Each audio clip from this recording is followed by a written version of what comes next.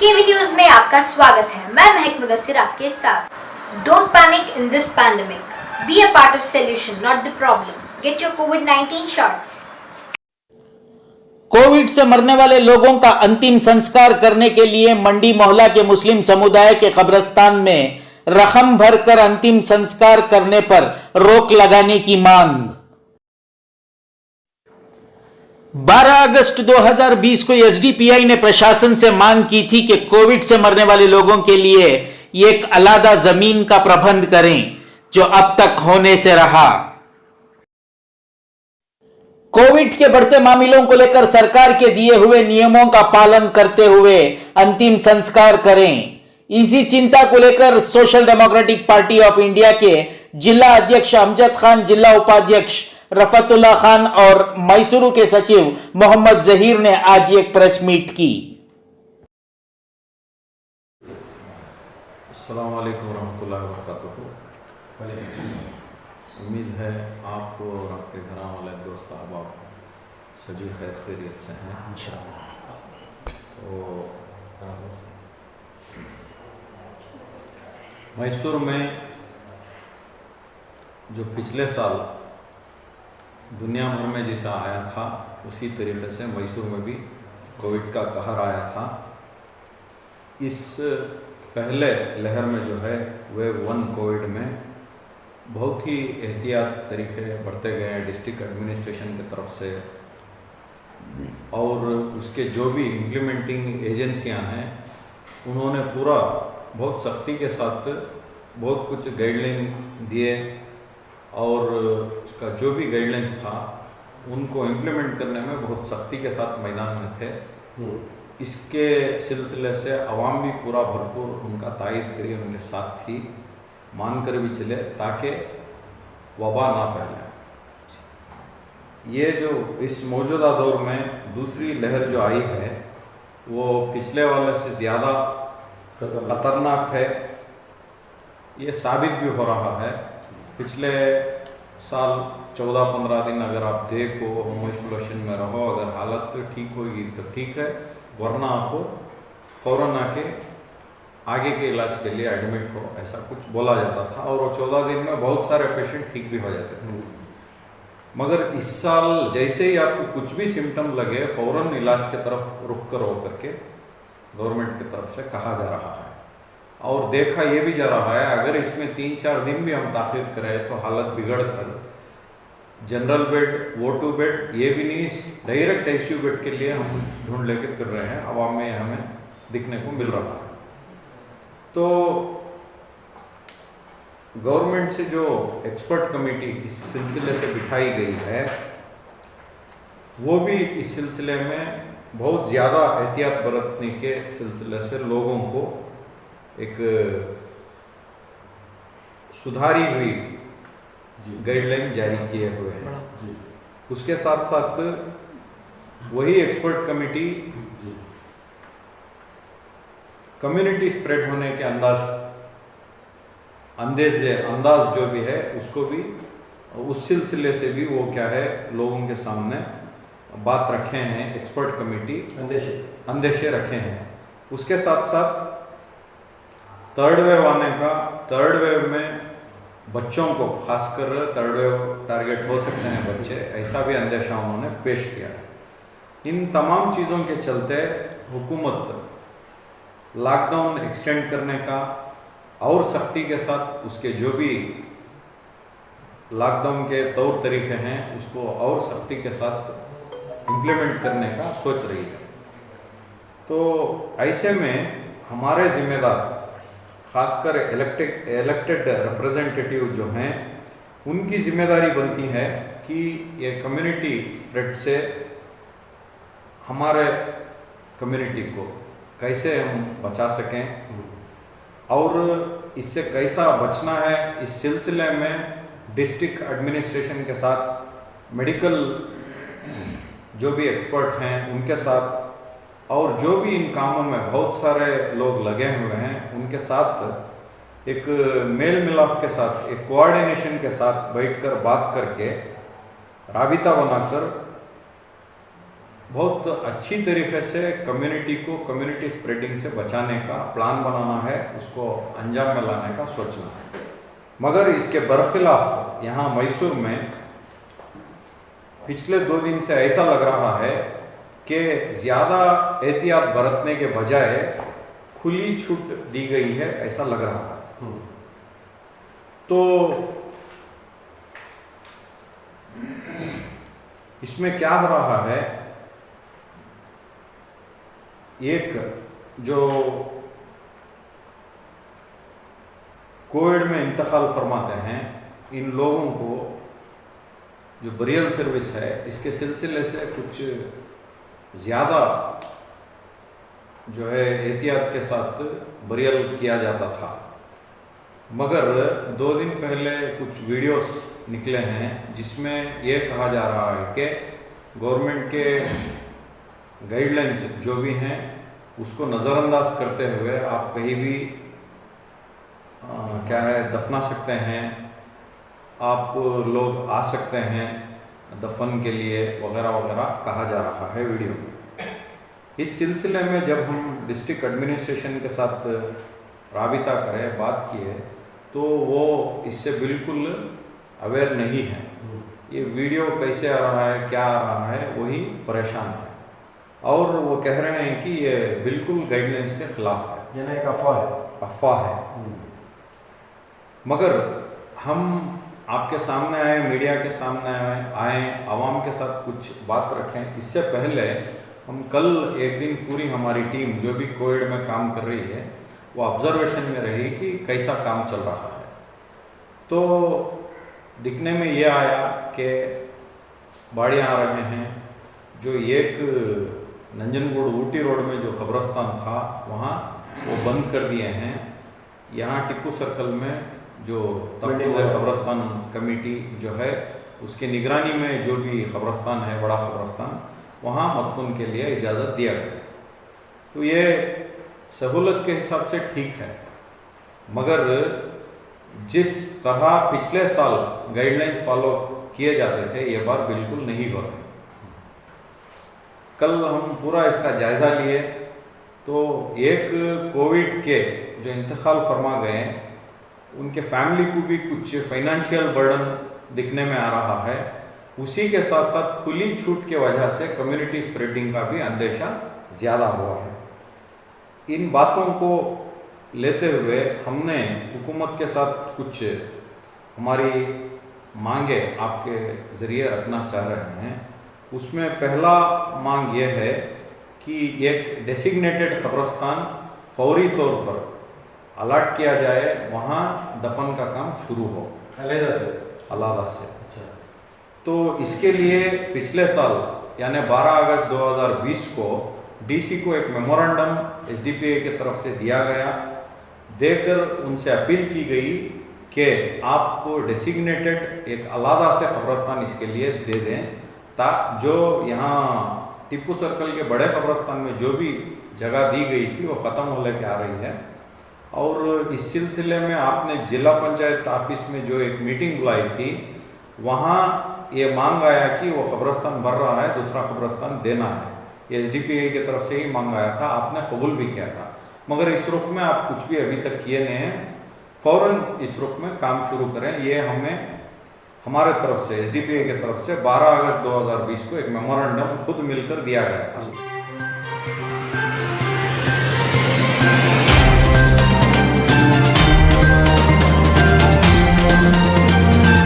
उसके बाद सिलसिला शुरू हुआ, कहाँ तक आके रुका है हमारी जानकारी के मुताबिक ये जो राजीव नगर का ईदगाह है वहाँ कुछ उसके लिए जगह तय पाया हुआ है और कारपोरेशन की तरफ से आकर उसको सर्वे करके भी गए हैं। और डीसी साहिबा से हम बात करने के वक्त अगले 4-5 दिन में नंजनगुड़ रोड में जो है कब्रस्तान पूरा भर्ती होकर आ गया है, जगह की कमी है, तो हम यहाँ 4-5 दिन में ये यहाँ तदफीन के लिए इजाज़त देते हैं करके बोल कर हैं।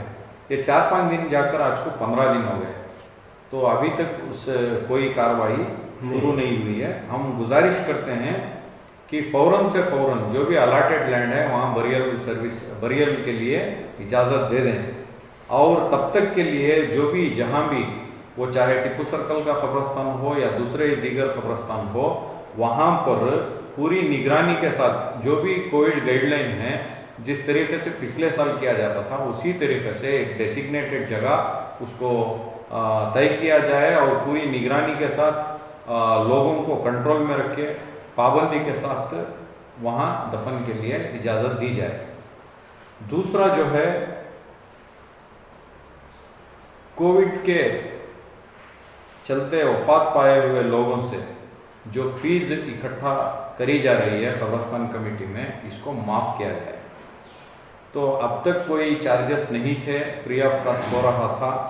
हमने दूसरे डिस्ट्रिक्टों का भी जायज़ा लिया है, मैसूर रूरल, चामराजनगर, तुमकुर, मंड्या, इन बेंगलोर, यहाँ तक का हमने एक जायज़ा लिया है, जहाँ बहुत सारे सर्विसेज फ्री हैं, फ्री ऑफ कास्ट। कोविड के जो भी वफात पाए हुए हैं उनके सिलसिले से बिल्कुल फ्री है।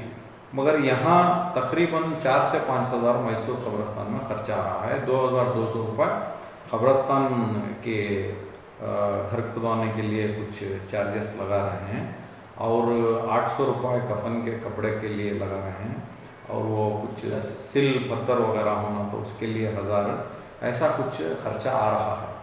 तो हमारी गुजारिश ये है, कोविड से जो भी इंतकाल फरमाते हैं उनको बिल्कुल फ्री सर्विस दिया जाए। अगर आपको इससे फाइनेंशियली बर्डन पड़ता है तो ये तो वक्फ बोर्ड के कंट्रोल में है कब्रस्तान। वक्फ बोर्ड के तरफ से एक बढ़िया रकम गवर्नमेंट ऑफ कर्नाटका को गए साल ही दिया गया है। उसी के चलते आप गवर्नमेंट से डिमांड कर सकते हैं कि भाई हमने इतना एक रजिस्टर मेंटेन करके हमें इतना बरियल किए हैं, तो इसके मुआवजा आप इतना हमें दे सकते हैं, ये हम डिमांड कर सकते हैं कब्रस्तान कमेटी। तो ये होना है, यानी जो भी सर्विस दे रहे हैं तहफ़्फ़ुज़ कब्रस्तान कमेटी, टिप्पू सर्कल या दूसरे कोई भी कब्रस्तान, बिल्कुल फ्री हो। तीसरा यह है, कोविड की वजह से जो वफात पाए हैं उनके तदफीन के सिलसिले से जो कोविड के गाइडलाइन से हटकर जो भी एक अफरा तफरी का माहौल 2 दिन से बना है, इसको बिल्कुल रोकें और एकदम आज़ादी से बिना निगरानी के जो भी ये तदफीन का काम चल रहा है इसको रोक लगाएं, ताकि एक कम्युनिटी स्प्रेड का वजह जो है कब्रस्तान ना बन जाए। पिछली बार मुस्लिम कौम पर बहुत बड़ा एक धब्बा लगाया गया था, इल्ज़ाम लगाया गया था कि ये स्प्रेडिंग के लिए इन्हों ही वजह, मगर इस बार बिल्कुल हालात सुधरे हैं। मुसलमानों के कामों को हर जगह सराहाया जा रहा है, शाबाशी मिल रही है और इसके सिलसिले दोनों कौमों के बीच में जो दूरियां थी वो भी घटकर एक मेल मिलाप का माहौल बन रहा है। तो इसे कई ये अफरा तफरी की वजह से या लूजनेस की वजह से जो भी आज़ादी दी गई है, इसकी वजह से फिर माहौल बिगड़ ना जाए, बिगड़ कर फिर जो एक इल्ज़ाम का कांटा मुस्लिम कौम के तरफ घूम ना जाए, इसका पूरा ख्याल रखें। और इस सिलसिले में जो भी लापरवाही हो रही है, अगर इससे कम्युनिटी स्प्रेड हुआ तो इसके ज़िम्मेदार कौन है, हमें किसको माने, डिस्ट्रिक्ट एडमिनिस्ट्रेशन को यानी डीसी को, या उनके अंडर जो भी एजेंसियां हैं, इम्प्लीमेंटेशन एजेंसियां, चाहे वो नोडल ऑफिसर हो उनको, या एमएलए को, या तहफ़्फ़ुज़ कब्रस्तान कमेटी टिप्पू सर्कल या दीगर जो भी कब्रस्तान मैसूर सिटी और ज़िले में हैं इनको माना जाए, या वक्फ एडवाइजरी कमेटी मैसूर या कर्नाटका स्टेट वक्फ बोर्ड, इनको माना जाए। अगर कुछ ऐसा माहौल हुआ, कम्युनिटी स्प्रेड कब्रस्तानों की वजह से कुछ कम्युनिटी स्प्रेड का अंदेशा लगा हमको, तो हम कोर्ट को, इन तमाम लोगों के खिलाफ कोर्ट को जाने से भी बिल्कुल पीछे ना हटेंगे। तो इसको मौका ना दें, फ़ौरनी तौर पर ये जो हमारे डिमांड है उसको फुलफिल करने की आप फिक्र रखें। हमारे पब्लिक रिप्रेजेंटेटिव्स जो भी हैं वो डिस्ट्रिक्ट एडमिनिस्ट्रेशन के साथ एक राबिता कायम करके बातचीत करके फ़ौरन ये मसले को सुलझाएं। यही हमारी डिमांड है। ये डिमांड जल्दी से जल्दी पूरा हो, ये आप लोगों के ज़रिए हम डिस्ट्रिक्ट एडमिनिस्ट्रेशन के सामने रख रहे हैं और हमारे इलेक्टेड रिप्रेजेंटेटिव्स के सामने रख रहे हैं। और आवाम के इल्म में भी ये बातों को आपके ज़रिए लाना चाहते हैं। अस्सलाम वालेकुम। नहीं, ये हमारा मेन पॉइंट यहाँ यही है कि कम्युनिटी स्प्रेड ना हो। देखिए अभी साहब आप भी जानते हैं कि कोविड से जब भी आया है मसला, उस वक्त से SDPI हो, पॉपुलर फ्रंट हो, दीगर बहुत सारे तंजीमें काम में जुड़ी हुए हैं, लोगों के साथ खड़ी हुई है। इन लोगों का ऑब्जर्वेशन कुछ है, यही ऑब्जर्वेशन को लेकर चलते हुए, फिक्र लेकर चलते हुए कम्युनिटी स्प्रेड ना हो, इसका हम ख्याल रखते हुए ये डिमांड सामने रखेंगे। एक साइंटिफिक रीज़न है इसके पीछे, आप समझना चाहिए। अब हम ये वेव में, सेकेंड वेव में हम देख रहे हैं एक ही घर में 2-2, 3-3 मौतें हो रही हैं। हमारा बहुत सारे केसेस हम हैंडल कर चुके हैं। बाप इंतकाल फरमा गए हैं, उनके बीवी और 2 बेटियां अस्पताल में हैं, ये हमारे ज़हीर भाई के रिश्तेदार ही हैं। और इन्हीं के पड़ोस में सत्यानगर में एक लड़का जो बेंगलोर जाके आया, उनके माँ साहब का इंतकाल हो गया 10 दिन पहले मिशन अस्पताल में। उसके बाद उनके चाची साहिबा जो हैं उनका भी इंतकाल हो गया। ये घर में जो है 2 मौत हो गए हैं, तीसरा लड़का जो है वो भी हॉस्पिटल में ज़ेर इलाज है। इसके साथ रमनहल्ली में मैं मिसालें जो हमारे पास डॉक्यूमेंट हैं उनके हवाले से कह रहा हूँ। रमनहल्ली मादापुरा जो है, शूटिंग मादापुरा कहा जाता है, वहाँ फार्म हाउस में एक शांति नगर की फैमिली जो है वहाँ वॉचमैन का काम करते हुए रहते हैं। फार्म हाउस में है तो जाहिर सी बात है वो आइसोलेशन की तरह ही रहता है। इनके रिश्तेदारों में HD कोटे में एक मौत होती है, वो मौत को वो औरत जाकर आते हैं तो उनको सिम्टम आ गया। सिम्टम की वजह से वो लेकर मंड्या को गए, मैसूर गए, आखिर बेंगलोर को गए। बेंगलोर से उनका वो इंतकाल फरमा गई, उनकी बॉडी वापस आई।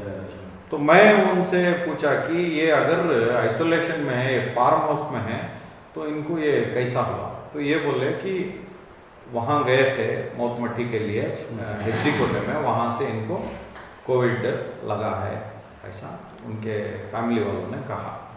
और कल जो हम ऑब्जर्वेशन में थे, कल के जो 2 मामले ये हैं कि एक बेंगलोर में इंतकाल हुआ है, वो होशियानगर के बरियल ग्राउंड में क्या बरी किए हैं, बरियल हुआ है वहाँ। तो वहाँ कोई गाइडलाइन फॉलो नहीं किया गया। जो भी हमारे वहाँ कारकुन थे उन्होंने सेल्फ इंटरेस्टेडली मैदान में उतर कर उन फैमिली को कॉन्फिडेंस में लेकर जो भी PPE किट वगैरह वगैरह जो भी ये एहतियात बरतना था बरत के किए। ये कितने मामलों में हो रहा है? हम ही देखे हैं कि शांति नगर में ऐसे 2 मामले गुजरे हैं जो घर में ही इंतकाल फरमा गए बेड ना मिलने की वजह से वगैरह वगैरह। उनको आसानी के साथ कब्रस्तान को ले जाकर दफनाया जा रहा है। कब्रस्तान कमेटी अगर किसी के घर में इंतकाल फरमा गए तो कब्रस्तान कमेटी एक फिक्र करना है कि उनका कोविड नेगेटिव सर्टिफिकेट लाएं। आपको भी मालूम है, हमको भी मालूम है, कम से कम मैसूर में जितने भी जो भी कब्रस्तानों में, मैसूर के दोनों कब्रस्तानों में या तीनों, होशियानगर में भी मिलाकर जो बोल रहा हूँ, तीनों कब्रस्तान में बहुत सारे कोविड की वजह से इंतकाल हुए हैं, उनको वहाँ दफनाए हैं। नॉन कोविड बोल के भी कई कोविड पेशेंटों को कोविड से इंतकाल हुए लोगों को वहाँ दफनाया गया है छुपा कर। अगर इसकी ऐसे वजाहतों से कम्युनिटी स्प्रेड होता है, ये हमारी फिक्र है। एक घर में इंतकाल होने वालों को लेकर आकर बिना कोई सर्टिफिकेट के ऐसे ही वहाँ तदफीन कर देते हैं, ये नहीं होना चाहिए। इसके बारे में ख़ास फिक्र डिस्ट्रिक्ट एडमिनिस्ट्रेशन और कब्रस्तान कमेटियाँ करना चाहिए।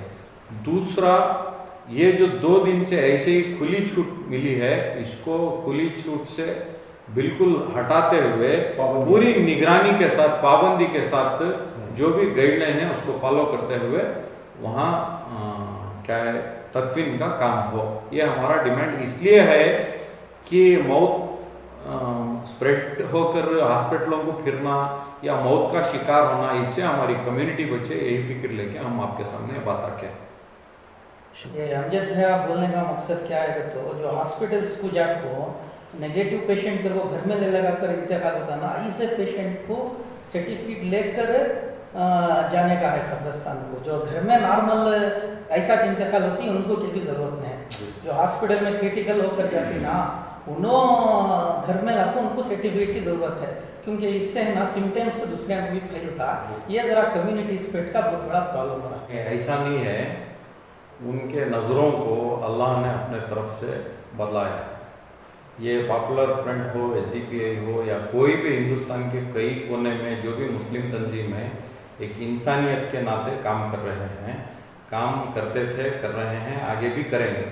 वो उनको चाहे निशाना बना जाए या तारीफ किया जाए, काम जारी में रखेंगे। इसकी बुनियाद क्या है? उनकी इस्लामी तालीम है और हिंदुस्तान के आइन में वो जो भरोसा रखते हैं, इसका नतीजतन वो काम में लगे रहते। हम काम में इसलिए लगे नहीं रहते कि कोई हमारी तारीफ करे या कोई हमारी क्रिटिसाइज करे, इसको देखकर हम काम में लगे नहीं रहते हैं। एक इंसानियत के नाते हम काम में लगे रहते हैं, जिसका नतीजा मिल रहा है। इससे खुशी भी होती है, मगर गम इस बात का है, अगर कम्युनिटी में हमारे फेवर में SDPI या PFI या कोई भी तंजीमें, पॉलिटिकल पार्टियां जो माइनॉरिटी एफिलिएटेड हैं, ज़्यादातर कहा जाता है, ऐसे पार्टियों को सराहना मिल रहा है। इसका वजह ये पैंडेमिक होना है या ये मौतें बने हैं, ऐसी ख़राब हालत बनी है, इसका हमें दुख है। हमें कुछ अच्छे हालातों में ऐसी सराहना मिलती तो खुशी दुगना होती, तो हमें दुख है। और अल्लाह ना करें हमारे कामों को शाबाशी मिले, हम बहुत सारे कामों को अंजाम दे रहे हैं, शाबाशी मिले, मगर उसकी वजह ऐसे हालात बुरी हालत ना हो, या अल्लाह से हमारी दुआ। शुक्रिया।